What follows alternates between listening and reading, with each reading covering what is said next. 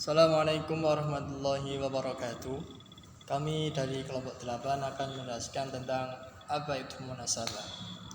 Perkenalkan dulu nama kelompok kami.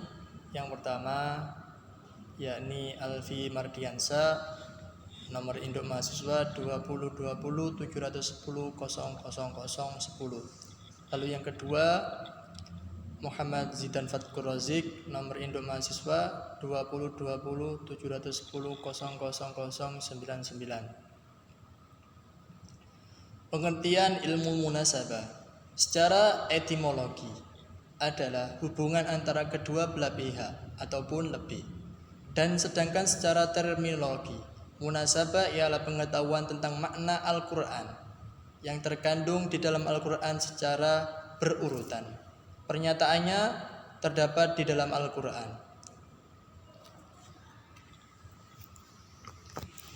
Yang kedua, pokok bahasan ilmu munasabah. Munasabah dalam Al-Quran ini berpijak pada prinsip yang bersifat absolut atau mutlak, yaitu suatu prinsip bahwa tertib susunan ayat-ayat Al-Quran sebagaimana kita lihat sekarang adalah bersifat taufiki, yakni suatu susunan yang disampaikan oleh Rasulullah SAW berdasarkan petunjuk dari Allah, bukan susunan manusia atas dasar pemikiran inilah. Maka sesuatu yang disusun oleh Zat yang Maha Agung tentu berupa susunan sangat teliti dan mengandung nilai-nilai filosofis atau hikmah yang sangat tinggi pula. Oleh karena itu, ulama menamakan ilmu munasabah ini dengan ilmu tentang rahasia atau hikmah susunan ayat-ayat dan surat-surat dalam Al-Quran.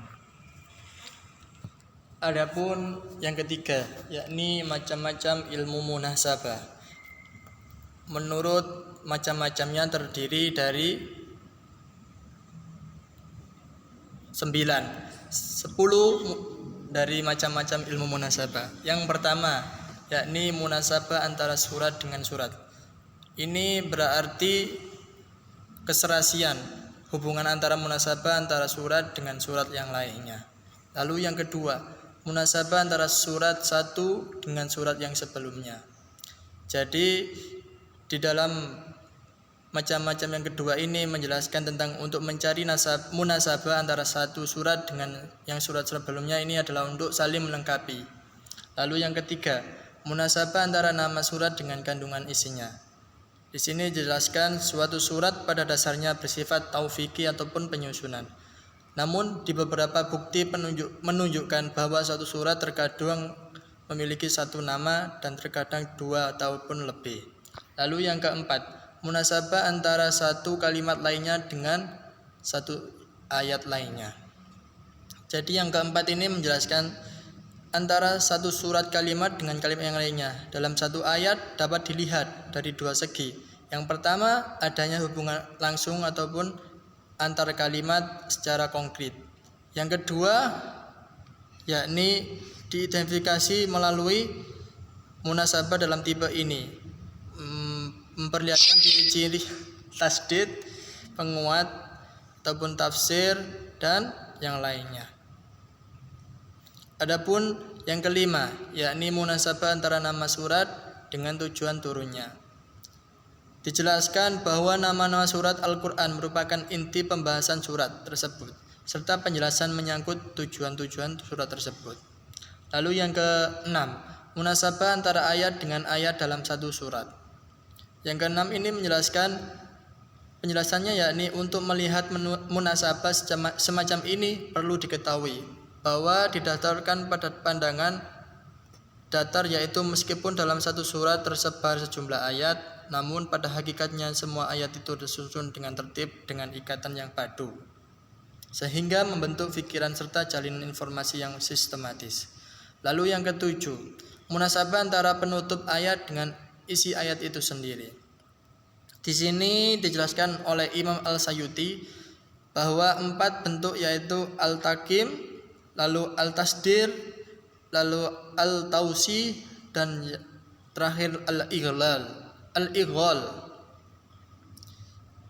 Lalu yang kedelapan, munasabah antara awal surat dengan akhir uraian surat. Di sini jelaskan bahwa satu surat itu memiliki rahasia keajaiban Al-Quran, yakni adanya keserasian antara hubungan yang erat antara awal uraian suatu surat dengan akhir uraiannya. Lalu yang kesembilan, munasabah antara penutup surat dengan awal surat berikutnya.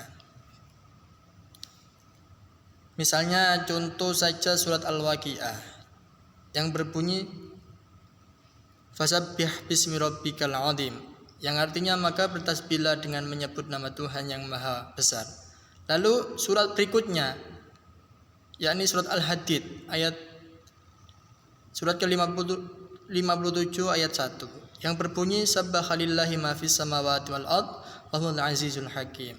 Jadi antara satu dengan surat penutup lainnya berhubungan dengan surat yang selanjutnya.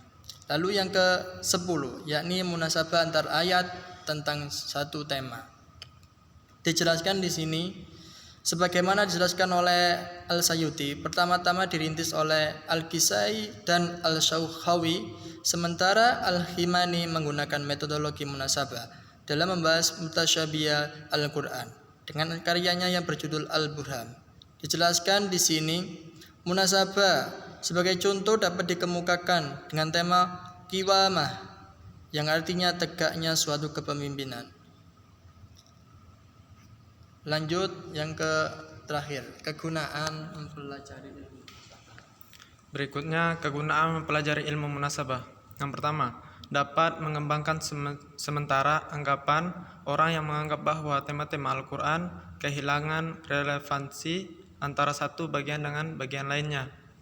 Yang kedua, mengetahui persambungan atau hubungan antara bagian Al-Quran, baik antara kalimat-kalimat atau ayat-ayat ataupun surat-surat yang satu dengan yang lainnya, sehingga lebih memperdalam pengetahuan dan pengenalan terhadap Al-Quran dan memperkuat keyakinan terhadap kewahyuan dan kemukjizatan. Berikutnya yang ketiga, dapat diketahui mutu dan tingkat kebalagohan kejelasan bahwa bahasa Al-Quran dan konteks kalimat-kalimatnya yang satu dengan yang lain, serta persesuaian ayat atau surat yang satu dengan yang lainnya. Yang keempat, dapat membantu dalam menafsirkan Al-Quran setelah diketahui hubungan suatu kalimat atau ayat dengan kalimat atau ayat dengan yang lainnya. Sekian presentasi dari kelompok kami. Mungkin ada yang mau menanggapi ataupun saran, silakan diisi di komentar diskusi e-learning.